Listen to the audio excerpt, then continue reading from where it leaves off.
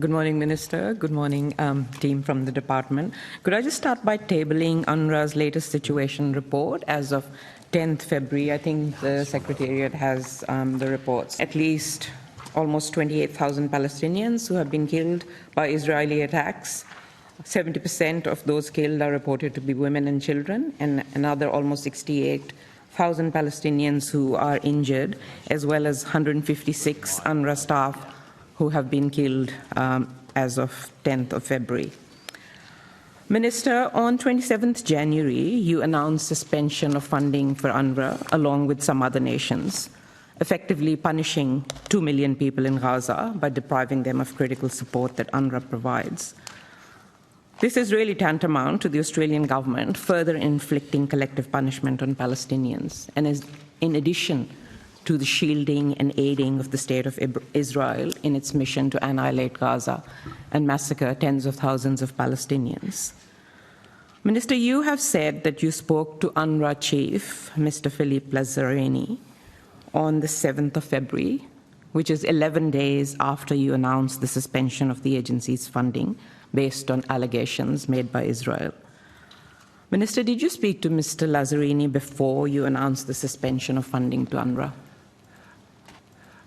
Well, first, I'm going to take issue with the very inflammatory language you've just used. And I want to place on record my deep concern at the way in which some in this debate, I include some members of the Coalition and some members of the Greens, are seeking to engage in what is a very difficult discussion in ways which are inflammatory, relying on often untruths. Is it untrue that almost 30,000 Palestinians have been killed? Excuse me, I listen to you politely. Now, Senator, the concern I have is that some of your and your colleagues' language appears to be designed, as is Peter Dutton's at times, to whip up Minister, as you know, I have limited time. I have asked you a question. Could you respond to my question, please? Senators, please. I'm allowed we know. Chair, I have asked a question. I'll be grateful if the Minister answers that question. I won't be cutting you short, but just allow the Minister to finish. I think it is of deep regret that whilst the government is seeking to ensure that distress in our community does not turn to hatred, we see particular members of Parliament who are looking to use this crisis to whip up anger, presumably for votes. Minister, don't you dare accuse me of whipping up anger and compare me to the people who actually whip up anger and are divisive. Please, Senator, sorry, Minister. Sorry. Can we just please all cool the temperature a little bit, please? You are asserting that we have cut funding to UNRWA. You have suspended funding to UNRWA. That is what I have asserted. No. I have doubled funding to UNRWA. We have suspended, along with many other partners, in the face of serious allegations which UNRWA itself described as serious. Now, refusing to answer my question and trying to divert attention by making false accusations about the Greens and I. Senator, did you speak to Mr. Lazzarini before you suspended the funding to UNRWA? No, I spoke to Mr. Lazzarini prior to the allegations becoming public when I was in Israel. Before you suspended funding? I suspended the funding after the allegations were raised with me, and I, at that point, knew what Mr. Lazzarini's public response was.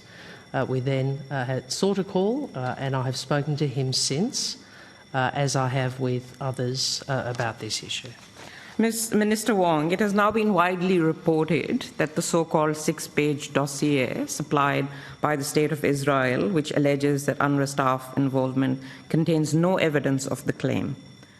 Minister, do you have the dossier? Have you seen it? No, I do not, and I have asked Israel through my officials, for the information on which they were relying when that story appeared in the international media. And I would hope that the Israeli government would ensure that its friends and partners were provided with that information. So has that information been provided to you? Not yet. So you've made a decision on suspending UNRWA's funding without a single piece of evidence of the claims that Israel has made. We have just heard from Mr. Ennis Brown that there have been previous claims which have been exaggerated. That's true. Or based on all, and some of them have been false. Based on all of that, don't you think it is irresponsible for a government to suspend funding for a main UN agency? And you have yourself said that reports from the UN say that 400,000 Palestinians in Gaza are starving and 1 million are at a risk of starvation. Is it not irresponsible to just suspend funding without even talking to the chief of the agency, without having a shred of evidence? Is this how you make decisions? Without any evidence, without speaking to the people who are being impacted? That is highly irresponsible and reckless. What else would it take to reinstate UNRWA funding, and how long will it take, given that UNRWA has said that by the end of February, if funding is not restored, there would be a collapse, not just in Gaza, but in the West Bank, Jordan, Syria, and Lebanon, where forcibly displaced people are taking refuge. What would it take to restore that funding, and why aren't you doing it right now? Again, many questions. In terms of my duty first, I think, as a Minister of the Crown is to make a judgment about whether I can continue to fund an organisation when such serious allegations have been not only raised but also countenanced and action taken by the organisation itself.